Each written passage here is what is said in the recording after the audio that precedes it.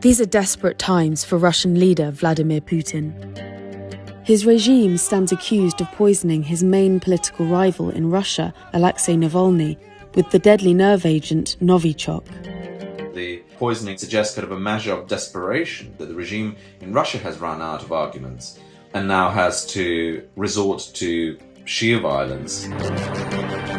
But events in neighbouring Belarus show violence alone isn't always enough to maintain control. Protesters there have braved state-sponsored terror to demand that dictator Alexander Lukashenko steps down.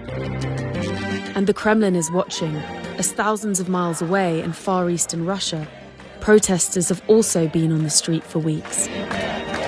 They say they stand with Belarus. So should Putin be worried? Putin's legitimacy is waning, and this is extraordinary events to watch. We're seeing history in the making here.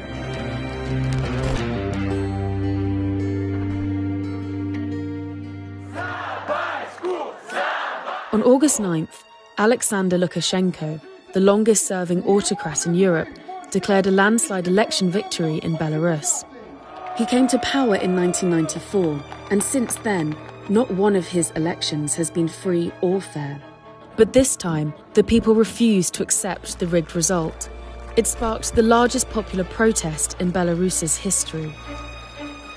One of the leaders of the opposition, Maria Kolesnikova, was on the streets in the capital Minsk. Безопасности нет, чтобы ему чувствовать себя в безопасности, нужно надеть бронежилет, взять в руки калаш и по городу играть какие-то кадры из плохого голливудского фильма. Но абсолютно понятно, что он единственный человек, который вообще боится. But Lukashenko's use of violence has intensified. 10 days after we interviewed Maria Kolesnikova, she was abducted by Mr. Lukashenko's plain-clothed security goons. She's now in prison. Only 2 months ago, nothing suggested this was coming. Lukashenko has rigged elections for years. He had everything under control. And it's like with metal, metal develops a fatigue, but you don't know when it's going to break. The speed and scale of the revolt has rattled Putin. While neighbouring Russia and Belarus are different in many ways, their two leaders have some similarities. Both Putin and Lukashenko pledged to restore stability after the Soviet collapse, and both changed the constitution so they can effectively stay in power forever. And both rely on the threat or use of violence to maintain control. Belarus is important because it is a template for what's been happening in Russia and what might come in Russia. If even somebody like Lukashenko can be so brittle and changes can be so unexpected, then that changes your calculation about how long Putin can actually stay in power himself. Discontent has been building up for years in Belarus. The state-run economy had stalled, and Lukashenko's promises to restore Soviet-style order and pride were increasingly meaningless to the new generation. Then COVID-19 struck. Lukashenko refused to impose lockdowns and even said the virus did not exist. Здесь нет вирусов никаких. Вот ты же не заметила, что они летают? This mobilized civil society to step in where their leader had failed. People started crowdfunding, buying protective equipment for doctors, delivering that protective equipment, informing people about what's happening. They took over the function of the state. The energy of civic activism then flowed and morphed into political activism. This popular revolution has become a national awakening after years of Soviet-style rule. It was led by 3 women, headed by Svetlana Tikhanovskaya. She only stood because her husband, a political vlogger who wanted to run for the presidency, had been jailed.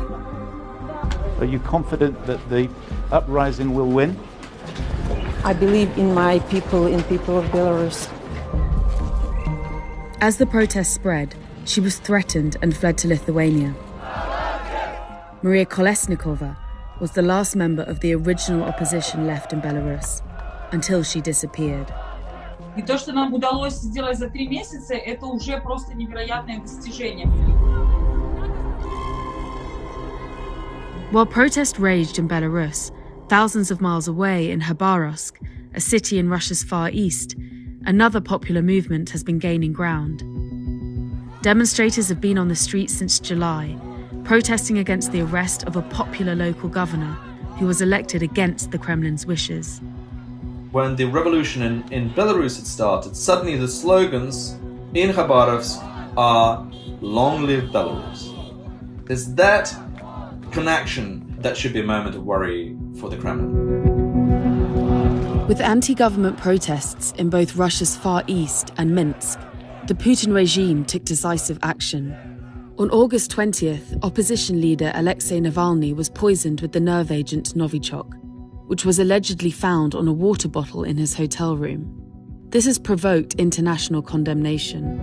The mystery about what made a Russian opposition leader critically ill has been solved. It has unequivocal proof that Russian opposition leader Alexei Navalny was poisoned by a the highly military-grade potent Soviet nerve agent, was used against him. While Navalny himself is banned from standing for office, he had been encouraging his supporters to vote tactically in forthcoming local elections. Но нам нужно подняться и снова пойти в бой, ведь до тех пор, пока мы не победим, наша страна обречена медленно деградировать. And while he had been imprisoned and attacked many times before, there had never been a direct attempt on his life like this. Having a leader who will be seen as legitimate by protesters and possibly by parts of the elite is now too risky. Да, здрасте. And so this is the step that Putin's regime has taken to take him out of the picture. And then something went wrong. When Mr. Navalny was taken ill on a flight over Siberia, the pilot made an emergency landing. Paramedics were then able to reach him, identify he had been poisoned, and administer an antidote. By the time he reached hospital, security services and state media tried to take control of the story and claimed he might simply have fainted due to hunger. But it was too late. His life had been saved, and the truth was out. The human response to this situation could not have been predicted or planned. Because contrary to what Vladimir Putin and Alexander Lukashenko think, humans do have their own free will. This shows you actually Putin doesn't control everything. Mr. Navalny's candidates won symbolic victories in the local elections. He is now recovering in Germany. And while the actions of a pilot or paramedic in Siberia may seem far removed from the rallying cry of protesters in Belarus, the actions of both show that Putin and Lukashenko are not all-powerful. When people have individual will, as they do, the regimes don't know how to deal with that.